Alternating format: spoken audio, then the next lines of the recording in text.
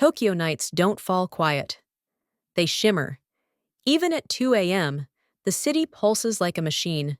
Trains whispering beneath the streets, LED kanji signs bleeding color onto wet pavement, the low hum of ambition vibrating up through glass towers like the one I was sitting in. I'd been awake for nearly 27 hours, but time had stopped meaning anything sometime between the 11th coffee and the 6th negotiation loop with Mitsuba's legal team. We were almost there. 10 months of diplomatic choreography and corporate brinkmanship, and I was finally within arm's reach of closing a $1.3 billion deal, an infrastructure and cloud security partnership between my company, Halicon Systems, and one of Japan's most revered industrial firms. The stakes weren't just high, they were seismic. This deal was my symphony. Every clause, every cultural handshake, every sigh after midnight. Mine. I leaned back in my chair, legs tucked under me, staring at the half-empty bottle of mineral water beside my laptop. On the screen, the draft contract. 49 pages of precision, one final compliance note pending translation before I'd hit send. My hand hovered over the keyboard. That's when my work phone buzzed. 2:11 a.m. Tokyo time. At first, I didn't even flinch. My body had adjusted to midnight disruptions like most people adjust to morning alarms. I tapped the screen. James Rowan, CEO. Strange. He wasn't even supposed to be awake, much less calling me. James wasn't hands-on. That was my job. His was handshakes and stock price soundbites. In the 7 years I'd been climbing the ladder at Halicon, he'd only called me directly 4 times, all during emergencies. I answered. Lola! The voice was flat. No greeting, no softening of tone. Just my name, flung like a warning. Yes, James? You're relieved of all duties effective immediately. Legal will contact you in the morning. Your access has already been revoked. I blinked once, twice. The silence between us crackled with the weight of something irreversible. I'm sorry. What? It's been decided, he said, like this was a weather report, not a professional execution. The board voted earlier today. You've done valuable work, but we're pivoting. The Mitsuba deal will proceed under new leadership. I sat there, barely breathing, the city flickering below me. Rain streaked the glass behind my reflection. You do realize I'm in the middle of final negotiations. You're no longer authorized to communicate with any external partners on behalf of Halicon, he interrupted. James, Mitsuba signs in 48 hours. This isn't just a contract, it's the future of our... We appreciate your service. HR will be in touch. Good night, Lola. Click. I stared at the phone, listening to the silence echo in my earpiece. That was it. No warning, no discussion. Not even a damned thank you. Just the company I had bled for, built for, buried half my life in, deciding I was dispensable at 2 in the morning. I didn't cry. I didn't scream. I sat still in the quiet hum of the conference room, the screen still glowing with the contract I'd spent a year crafting. And then I moved. Not frantically, not emotionally, deliberately.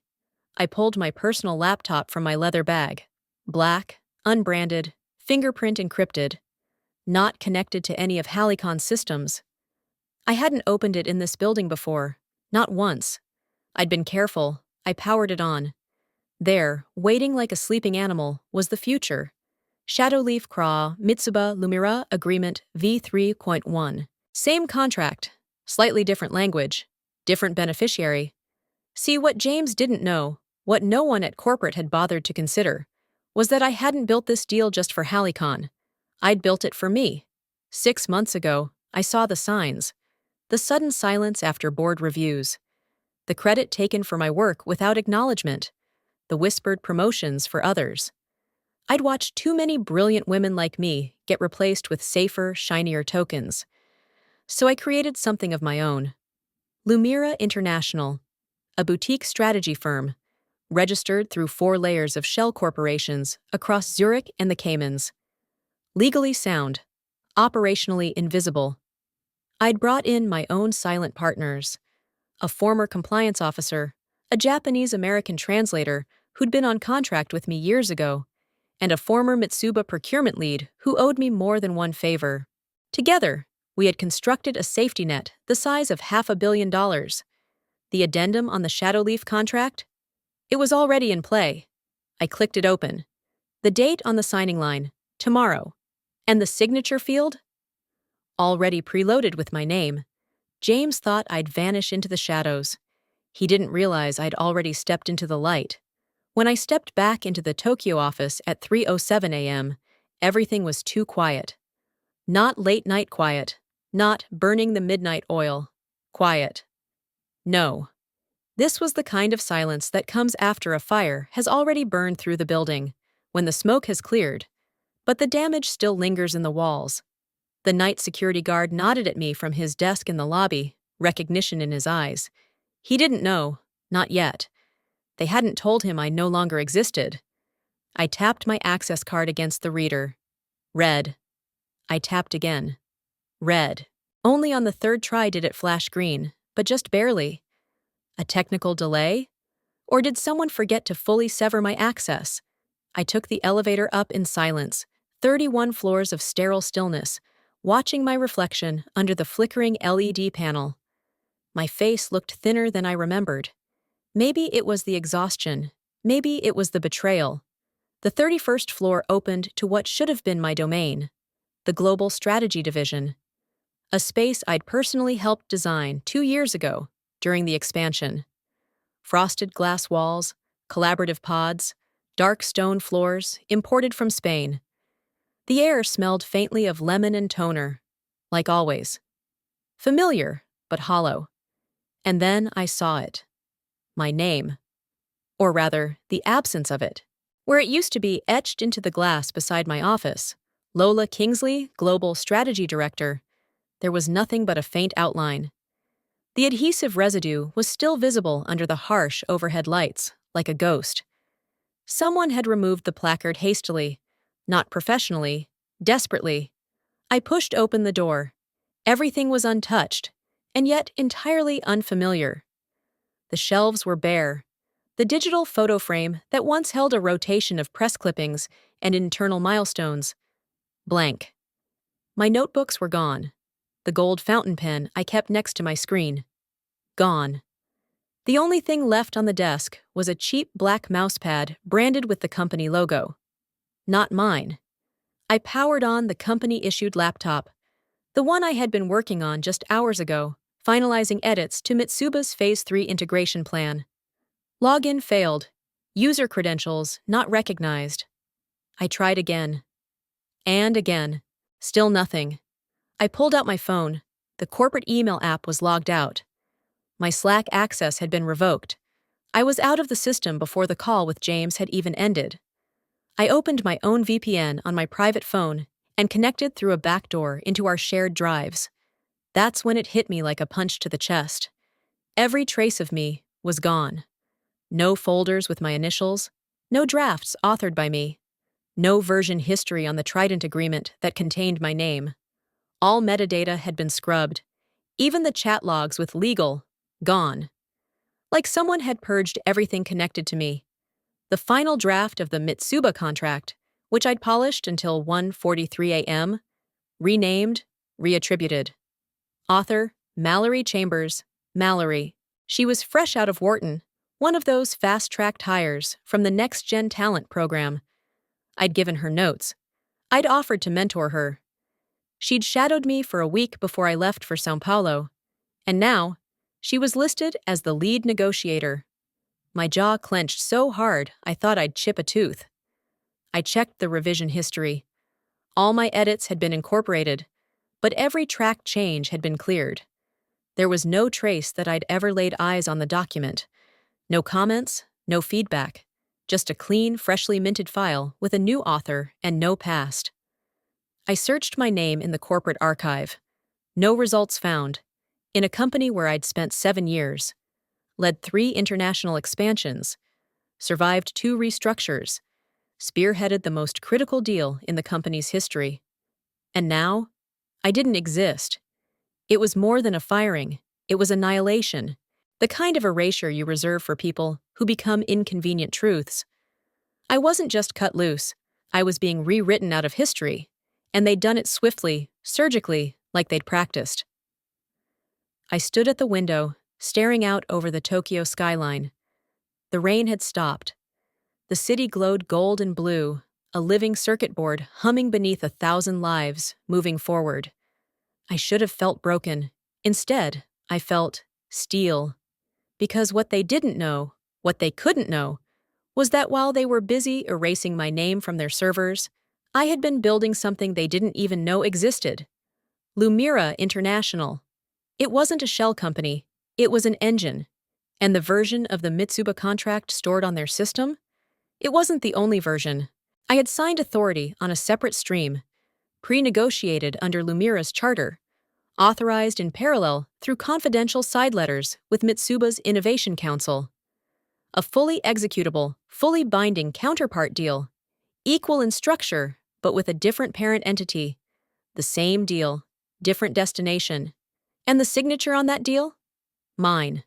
When the ink dried tomorrow, Mitsuba wouldn't be locking in a future with Halicon.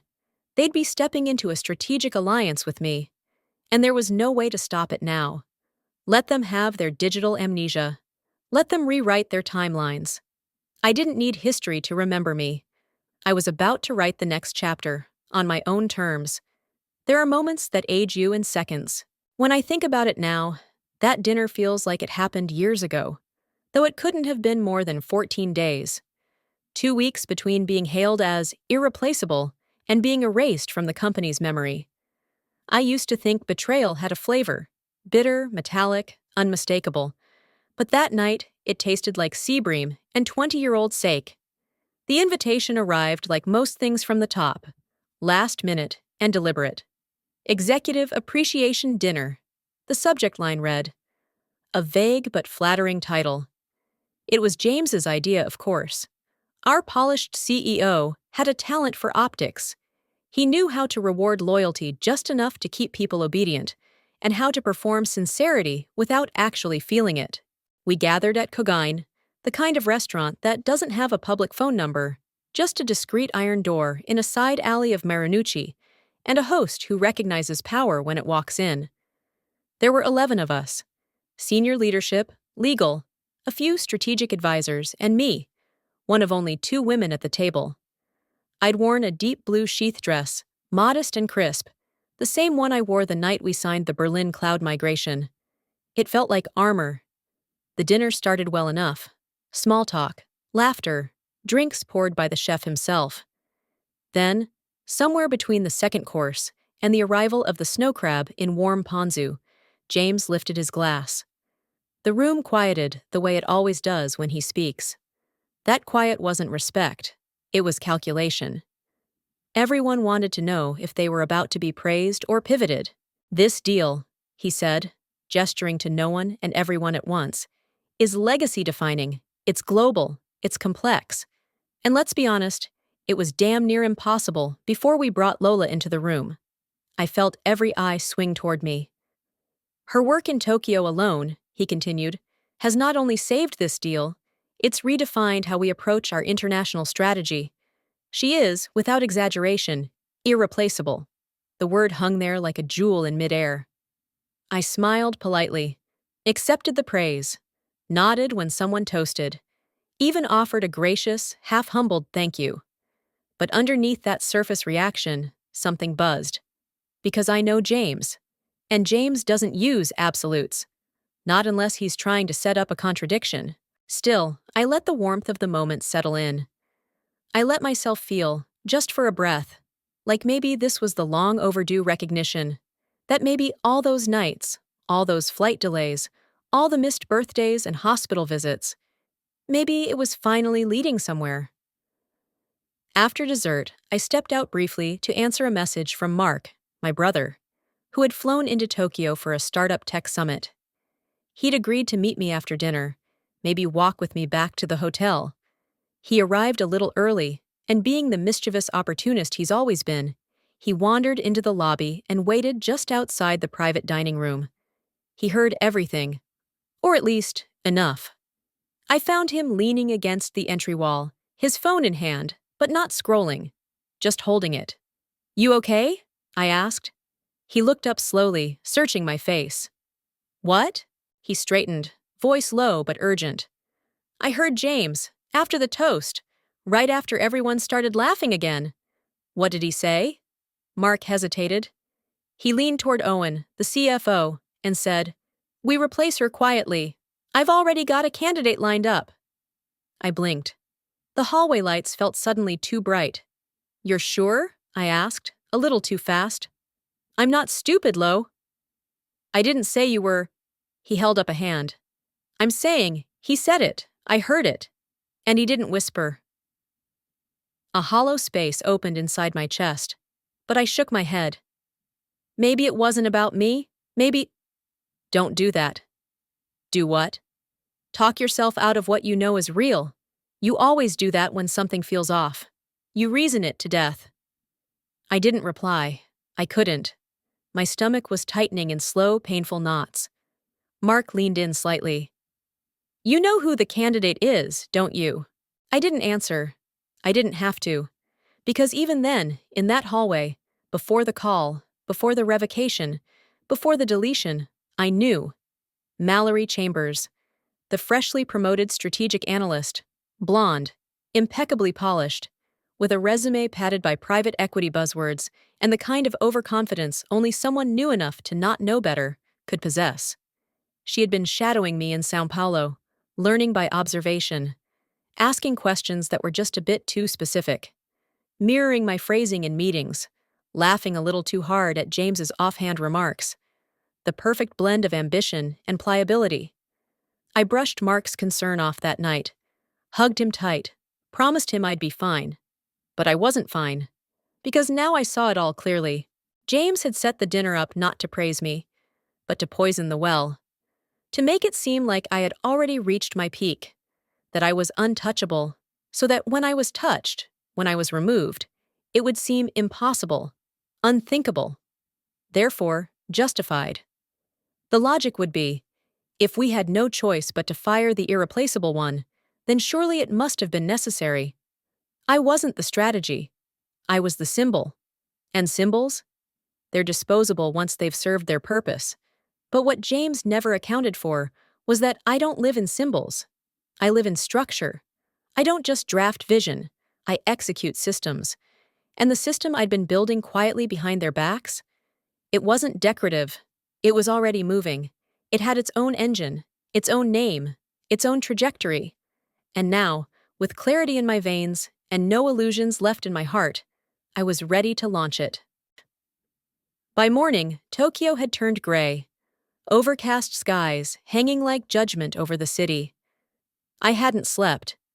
I'd spent the early hours back in the tiny hotel suite I'd kept for emergencies, staring at the Lumira documents on my encrypted laptop. Every clause was clean, every authorization tight. The ink from Mitsuba was dry, and mine? Still warm. But something wasn't sitting right. Not just with the firing, not just with the erasure. It was too precise, too surgical. I'd been removed not like an inconvenience, but like a liability. Like someone they'd prepared to get rid of long before the call came. So I did what I've always done when instincts whisper. I started digging. I returned to the office at 9:11 a.m., this time bypassing the front desk with a casual nod. The receptionist still hadn't been updated about my dismissal. Halicon might be ruthless, but it was still bureaucratic, and bureaucracy is always late to catch up to its own treachery. I took the stairs to the 29th floor, legal and compliance. I'd worked too closely with them not to know where the digital signature logs were stored, where the internal legal packet drafts were archived, and how to access the secure vault on the shared server if you knew the backdoor keys. And I did.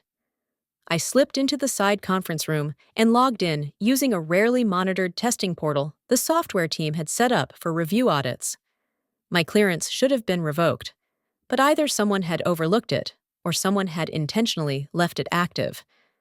That thought lingered, but I pushed it aside. I opened the project archive labeled Board Powers Transfer Confidential and began scanning through the folders. And that's when I saw it. a subfolder dated 3 weeks ago, long before the Tokyo leg of the Trident deal even began. Before the toast at the executive dinner, before James called me irreplaceable, inside were a series of PDFs, not labeled like traps, just mundane, bureaucratic.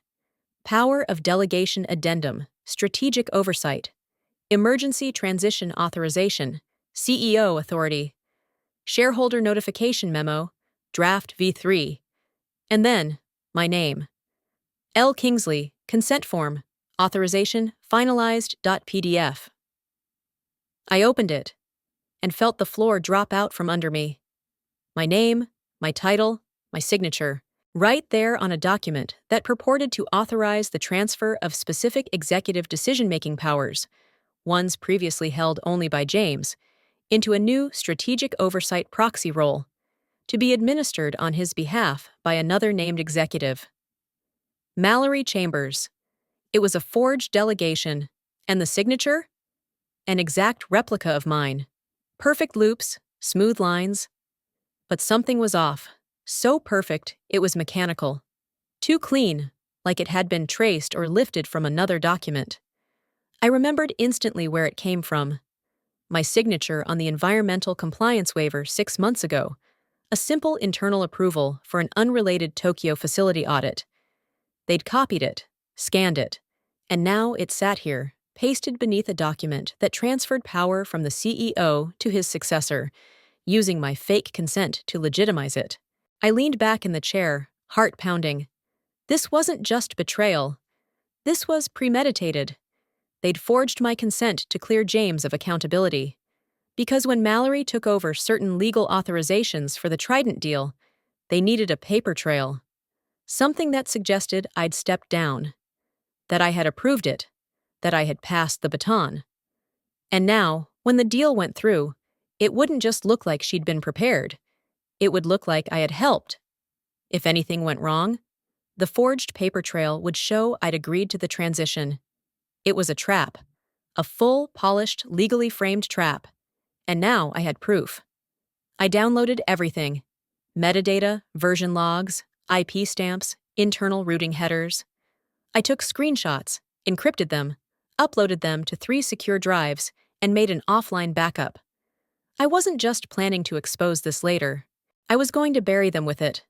Because the moment the Lemira contract went public, and my signature lit up across headlines and legal briefings, they would try to spin a story.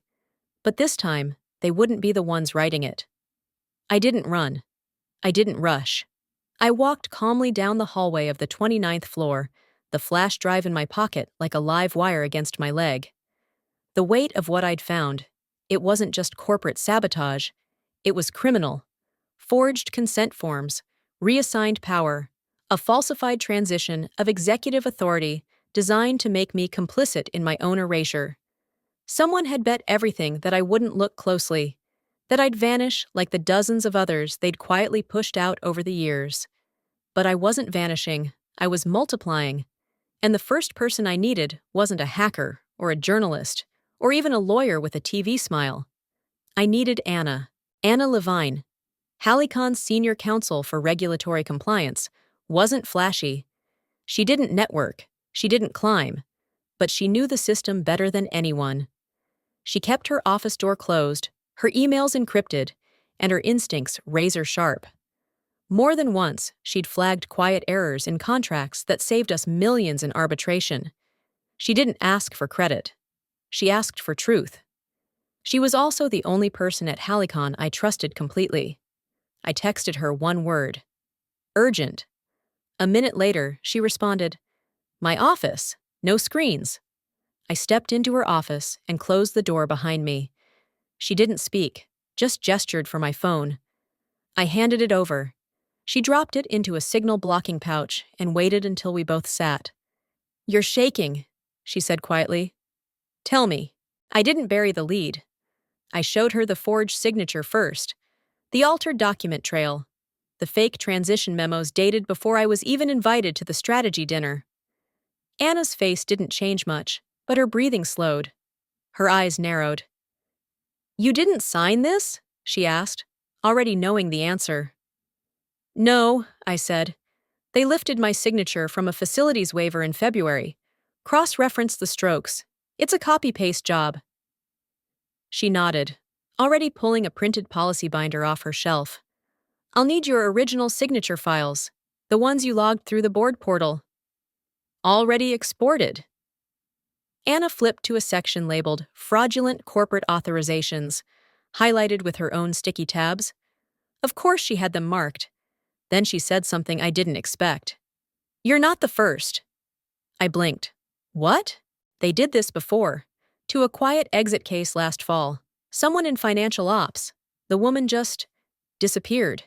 NDA'd into oblivion. No one questioned it. But her name was used to sign off on a budget freeze that crippled the international compliance team. I stared. And you knew? I suspected. I couldn't prove it, until now. We sat in silence for a long beat. Then she stood. We'll need someone else. Someone they wouldn't expect. She opened her office door and typed a quick message into the internal chat, using one of her decoy terminals. 3 minutes later, the door opened again. Ellert Sato stepped in. Ellert was head of internal audit. He wasn't flashy either, but he was meticulous. He was the guy who found a $400K discrepancy in vendor spending 2 years ago and refused to bury it, even when pressured by procurement. Quiet. Unassuming. Brilliant. Anna looked at him, then at me. She's got documents, forgery, high-level authorization trail. We need backup. Ellert said nothing, just reached into his bag and pulled out a portable scanner. Let's start. We spent the next 2 hours reviewing metadata, signature logs, internal approvals, Slack message exports, anything I'd saved, anything Anna could legally extract, anything Ellert could corroborate with existing records. As the pile grew, so did the weight of what we were dealing with. This wasn't a one-time manipulation. This was a playbook. They had done this before. With other employees, quietly rewriting exits, fabricating consent, legitimizing power transfers that would never hold up in court, if anyone dared to challenge them. But now someone was daring. We weren't whistleblowers. We were witnesses, strategists, builders of a new story. Anna folded her arms. If we go public with this, it's going to be war. Ellert looked at me. I nodded. Then let's sharpen every blade. The silence between us was dense, thick with the weight of what we'd uncovered. The fluorescent lights above hummed faintly, the only background noise as Anna and Ellert reviewed the last batch of forged documents. I could see it in their faces now. This wasn't just a corporate blunder or even a conspiracy. It was a full-scale orchestrated coup. And I was supposed to be the casualty, the footnote they buried beneath buzzwords and press releases. But I wasn't ready to be a footnote. I was ready to rewrite the story. There's one more thing, I said finally, my voice low and measured. Something I haven't told anyone. Not legal, not finance, not even compliance. Not until now. Anna looked up sharply. Ellert froze, still halfway through cataloging the metadata. I opened my personal laptop and pulled up a private file directory, then cast the screen onto the projector in the corner. A logo appeared on the wall in clean, minimalist silver. Oratrix Strategic Holdings, Leontide. Anna narrowed her eyes. That's not a Halicon entity. It's mine, I said. Registered in Switzerland, founded under a multi-jurisdictional privacy framework, overseen by a single owner. Me. Ellert blinked. Wait, you're saying you incorporated your own company? 6 months ago, I confirmed. Before the Tokyo leg of the Trident deal even started, I created Oratrix as a private infrastructure and data architecture firm. And then I positioned it. Anna stepped closer to the screen. Positioned where? I clicked open the Trident contract master file, the one they didn't know I had saved with unaltered metadata. In the legal scaffold, I said, Clause 11.4. Appendix G. The infrastructure administrator of record. I zoomed in. All core digital infrastructure supporting international cloud migration and secure inter-partner communication, including encryption, disaster recovery, and multi-jurisdictional data compliance, shall be administered by a third-party neutral entity. henceforth referred to as OSH, selected by mutual consent of initial signatories. Anna's jaw tightened. And OSH stands for Oratrix Strategic Holdings, I said. It was approved in the early drafts, disguised as a jurisdictional compliance solution, because Mitsuba insisted on data sovereignty. They didn't trust a U.S. firm to fully control the infrastructure, so I offered them a fix. Anna's lips parted. They agreed? They didn't just agree, they loved it. Gave me full operational discretion over the cloud stack. I wrote the specs myself, and buried the ownership link. So when Halicon reviewed it, they didn't even blink. They assumed OSH was one of our foreign vendors, just another anonymous service partner. Ellert stared at the clause again, stunned. You own the infrastructure pipeline for the Trident partnership. Every data bridge, every deployment node, every jurisdictional certificate, the regulatory bindings, all tied to Oratrix, which means nothing can move without me. Anna sat back slowly, visibly absorbing the scope. So, when this deal activates, when the contract goes public, Oratrix becomes the operational backbone, I finished, and Halicon becomes a passenger. Ellert let out a low whistle. You've been planning this the whole time, I nodded. I knew they'd try to replace me. I didn't know when, or how, but I knew their pattern. Elevate, isolate, replace. So I architected around them. While they were scheming with corporate chess pieces, I was building the board beneath their feet. Anna was quiet for a long moment. Then she smiled. A rare, dangerous smile. Do you want to go public? Not just yet, I said. First, we register the full Oratrix contract with the International Tech and Trade Oversight Committee. Quietly. That makes it legally immutable.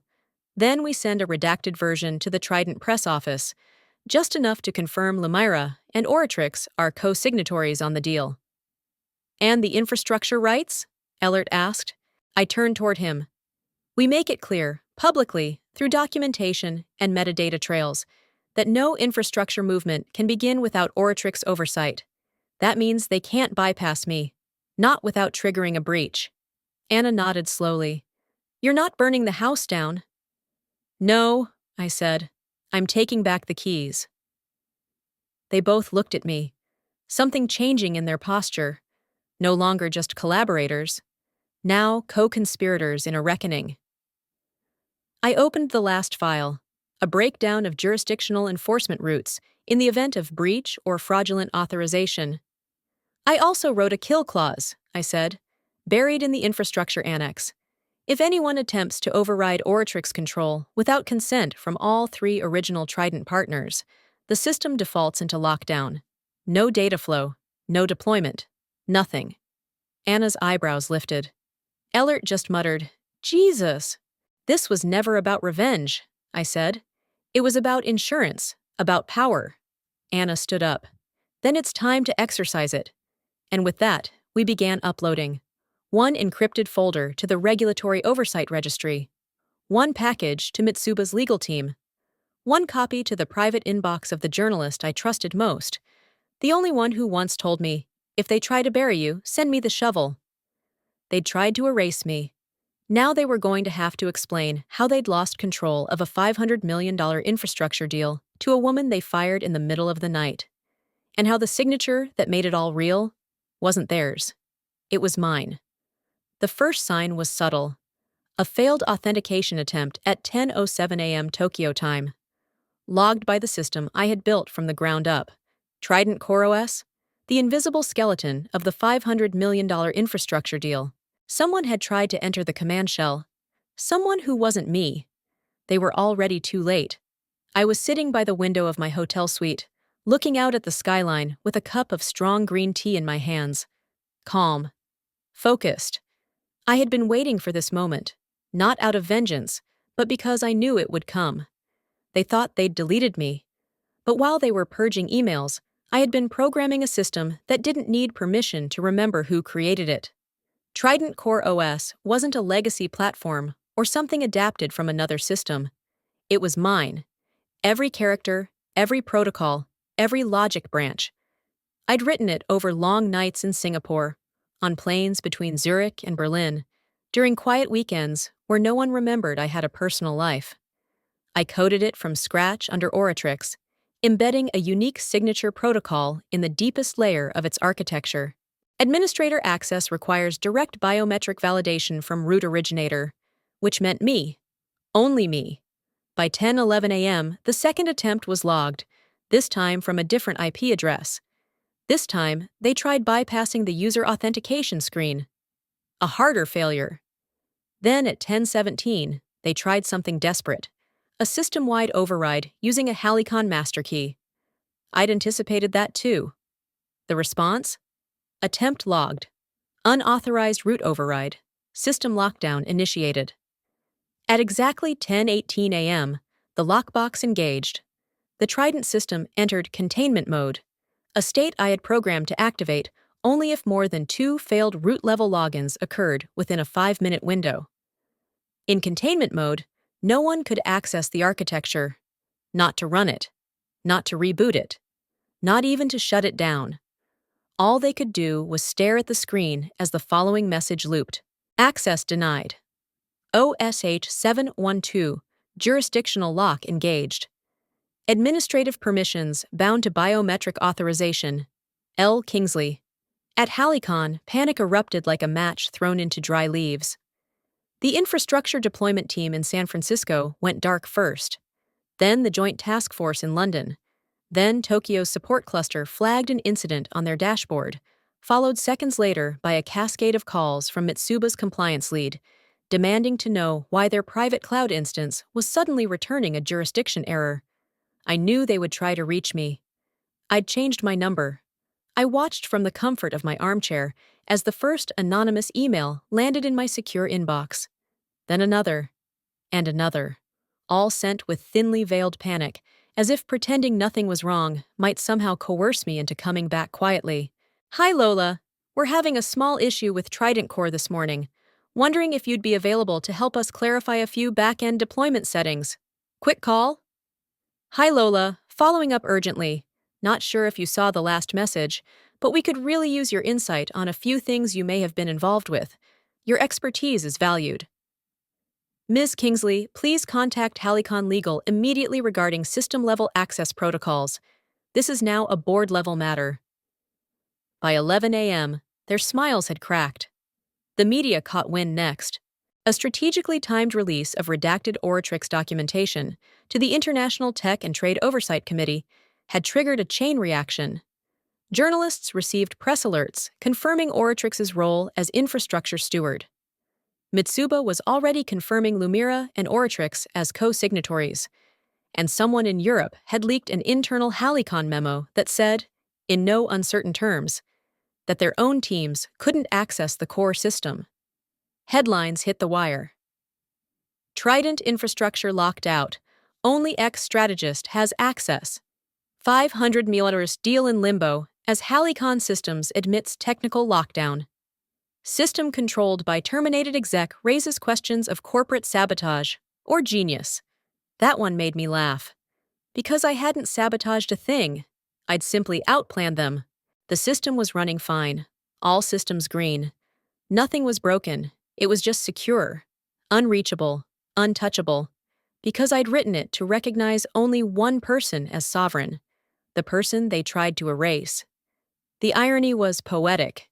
James Rowan had once looked me in the eye and said, "We trust you to build the foundation of this deal." He just never imagined I'd build it in a way he couldn't steal. And now they had a deal with no infrastructure, a system with no access, a contract whose spine belonged to a woman they'd kicked out into the night like she was disposable. Their phones were ringing off the hook. The board was calling emergency meetings, stockholder groups were demanding explanations, and somewhere in the middle of all that chaos, the realization finally dawned. The only person who could unlock the future of this deal was the one they fired, erased, and tried to forge out of existence. Me. The screen in front of me pulsed gently with notifications, emails stacking like a slow avalanche.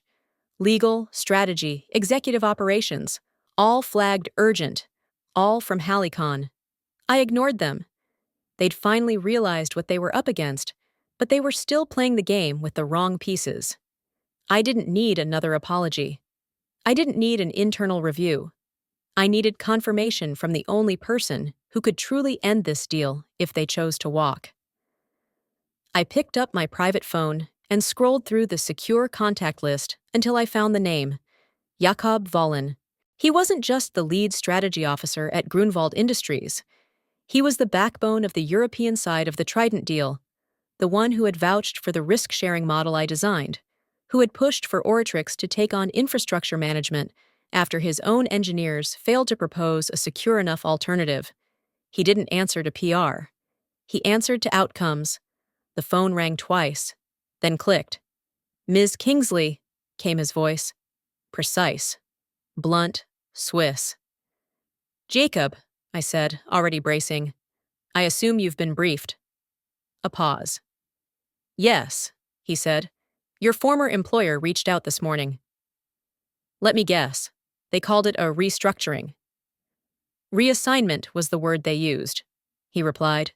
"They introduced a new executive liaison, Mallory Chambers." "Of course they did." "And you were expected to continue under her guidance?" I asked. "They suggested continuity," Jacob said, the edge in his voice sharp. "But I've reviewed the technical draft she provided. It lacks your depth, your structure, no variable syncing, no double key verification across regional clusters, and she removed the Zurich clause for synchronized recovery." I felt my jaw tighten. They removed my recovery clause? That clause was non-negotiable, I said. It was the core of our redundancy strategy. "Which is why we rejected the draft," he said simply. "We told Halicon that without your signature, the deal is void from our side." I exhaled. Not relief. Validation. "Jakob," I said, "what do you believe happened?" He didn't hesitate. "Leat, I believe they tried to replace the architect with a mascot. I believe they thought your departure would be buried under headlines and forward momentum. I also believe they underestimated your foresight. They spoke of you as a former contributor. But the documentation?" He let the silence draw out. "That," he said finally, "is still entirely your voice." A pause. "I can recognize the hand that built this. No new liaison can replicate your syntax, your methods, your logic." "Thank you," I said softly. "And more to the point," he continued, "we already know." "Know what?" "That this infrastructure, the framework, belongs to Oratrix, to you. The clause you buried in Annex G wasn't buried to us. Our legal team reviewed it with interest. You gave us the security we demanded without threatening Halicon's ego. That was elegant." "They didn't even see it," I muttered. "Of course not. They assumed control meant presence. But control," he said, "means access. And right now, they have none." There was another pause. Then Jacob asked, "What do you intend to do?" "I'm preparing to release the full system documentation," I said, "redacted for legal safety, but comprehensive enough to demonstrate control structure. You'll receive it from Oratrix directly, and once you validate it, we'll proceed under the original terms, without Halicon interference." "I assume Halicon is unaware?" "Oh, they're very aware now," Jacob chuckled. "And how are they responding?" "Like children locked out of their own house," I said, rattling the doorknob and screaming about betrayal. Forgetting the key was never theirs. "I'll notify our board," Jacob said. "For what it's worth, I always knew you'd outmaneuver them. This deal was too sharp, too surgical. It had your mark from the beginning." Then he added, almost thoughtfully, "You once told me that true power wasn't about holding the pen. It was about writing something no one else could erase." "I remember," I said, "and now you've proven it." The line went silent after that. Jakob never said goodbye. He didn't need to. He knew, just as I did, that the myth of Halicon's authority had been punctured. Without me, they had no functioning infrastructure. Without Oratrix, they had no legal jurisdiction over core systems. And without Jacob's signature, They had no client. This wasn't a rebellion. It was a repossession. They tried to bury the architect of the deal. Now they were trapped in a structure only I could navigate. And the message was finally clear. This empire runs on my blueprint, and I've changed the locks. The boardroom in Zurich was cold in the way only the Swiss could design. Sleek, silent, impossibly efficient. Steel accents, dark wood, privacy glass that turned opaque with a single touch. Grunewald Industries wasn't interested in showmanship. They were interested in outcomes. And today, I was the outcome they needed to evaluate. I stood alone at the head of the table, facing a row of sharply dressed executives, each of them carrying more responsibility than any single person should. Most had built their careers navigating billion-dollar decisions, but none of them looked bored. None of them checked their phones. They were focused, and I had their full attention. Jacob sat to the left of the chairman, arms crossed, his face unreadable. He'd already told them the broad strokes. Now it was my turn to show them the full painting. I began simply. "What you've seen from Halicon is only part of the story," I said. "Today, I'll show you what they tried to hide." I activated the presentation on the wall screen, pulling up a secure document interface. Each executive in the room had been given a tablet, preloaded with my materials: evidence, contracts, timelines, and system logs. I didn't rush. I let them see everything. Slide by slide, I presented the real blueprint of the Trident deal. Not the diluted version Halicon tried to salvage, but the true architecture, the internal workflows, the jurisdictional nodes, the infrastructure authority clause signed by all three parties, including the one that granted full control to Oratrix Strategic Holdings, my company. Then I shifted gears. 3 weeks ago, I said, I was publicly praised by Halicon's CEO as irreplaceable. Days later, I was fired without warning. Within hours, I was erased from internal systems, documentation scrubbed, authorship removed from every version of the Trident deal. I brought up screenshots of forged documents. One by one, they loaded on the screen. My falsified signature, time-stamped logs showing altered approval chains, back-end metadata pointing to unauthorized users making executive changes. No one interrupted. They didn't need to. They could see it. Fraud, conspiracy, corporate misconduct of the highest order. These changes weren't just unethical, I continued. They were illegal. They were designed to strip me of authority while retaining the architecture I built. And they would have succeeded if I hadn't anticipated them. I tapped the screen again, and there it was, the Oratrix control panel, authenticated, live, showing full system health, compliance certification, deployment readiness. The only thing it didn't show?